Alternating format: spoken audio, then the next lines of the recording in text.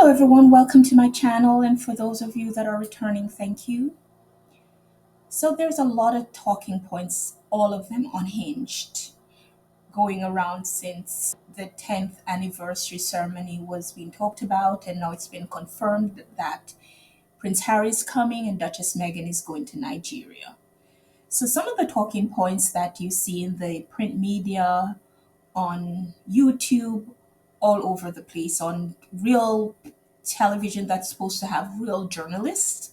Some of the talking points they're talking about is including that Meghan is not really Nigerian and she just came up with that.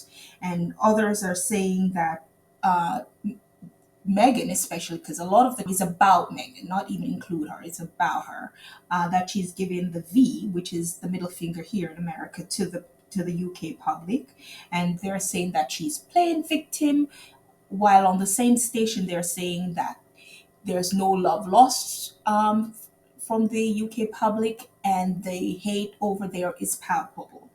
And then, of course, they talk about the two Sophies. This is crazy. And calling Harry petty. So let me unpack a little bit of that. So Nigeria, she during one of her podcasts, she talked about being 43% Nigerian. And that was in October, I think October 2022. And I don't remember any big fuss being made about it. And then all of a sudden, now that she's confirmed that she's going, there's a lot of talking points surrounding that. And some of these unhinged royal commentators are saying that they don't see any proof. It always there's that word proof, you know. The palace could have sent a doctored photograph and they wouldn't have said anything. They aren't asking for proof of life for Princess Kate. No, but Meghan says something and they want proof. And one of the other talking points they're talking about that they're going to a high risk Nigeria, so they're being disingenuous, whatever the word they use. And so now they need protection. So they're concerned about their security now, right? Is that what they're saying? And then, there's all this talk about, they're trying to break down the relationship with the Commonwealth. And we to that I'll say no. Kate and William are the ones doing that. Harry and Meghan never. Then the middle finger to the UK public. Meghan is diplomatic. She's not going to give a middle finger to the UK public, maybe to some of the royals because of their horrible treatment of her. She didn't show up to the coronation. That was a clear middle finger. Or would she ever go back to the UK? Who knows? She and Harry made decisions that are beneficial to both of them. If there was proper security, would they have gone to the UK? There are other people there. Harry has his mom's side of the family. They have friends there. So the UK is not just the royals, and not everybody hate Meghan, just like not everybody love the royals. So that is not giving a middle finger to the UK public. They don't have proper protection, which is needed. Playing victim. Meghan has never played anything. She has not spoken out loud about those royals in years. She hasn't done a television interview in years. The last time she spoke on a camera in an interview like setting was in November. She hasn't spoken. Everybody that is talking about her speaking is them saying what she thinks, then they print what they say she thinks, and then they quote from what they say she thinks. She hasn't spoken, you know? And if you're out of your mouth saying that she's not going to a country that doesn't have any love for her, which is a lie, because if that were true, you wouldn't have to be saying it over and over like you're trying to convince yourself and others, right? So when you're saying the country has no, say that is true. How is she playing a victim from not wanting to go to somewhere where there is no love for her?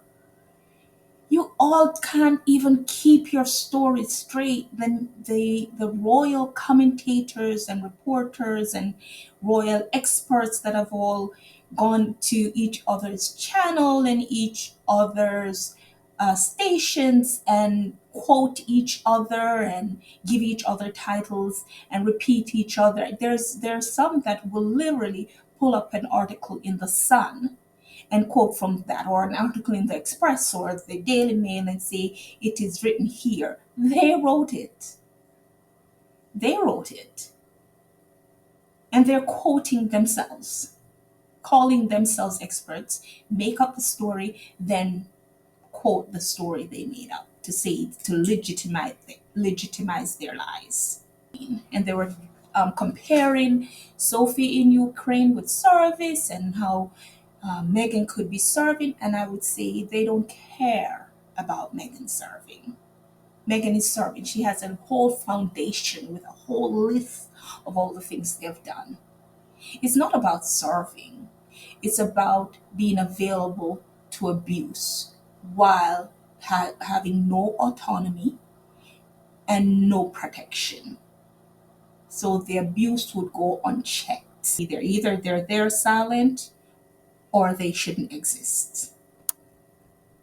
And then there is the other Sophie, the ex wife of the Canadian Prime Minister, that they're also using as a beating stick for Meghan. Say their friendship is, and she's giving Meghan the cold shoulder. And even if she is, marriages have broken down from distance. So if this friendship has broken down, it's not going to be the first in human history, and it certainly won't be the last. And they don't know. They're just using Sophie Sophie Trudeau's name to use as confirmation bias because they need to have something to say, see what I told you, see what I told you is true. She uses people. This is why they're using her name. And if you point to a recent example and say, but Melissa, she has Melissa. There was one person who actually said Melissa had to say that. She was caught off guard. So there's always something that this is what it is.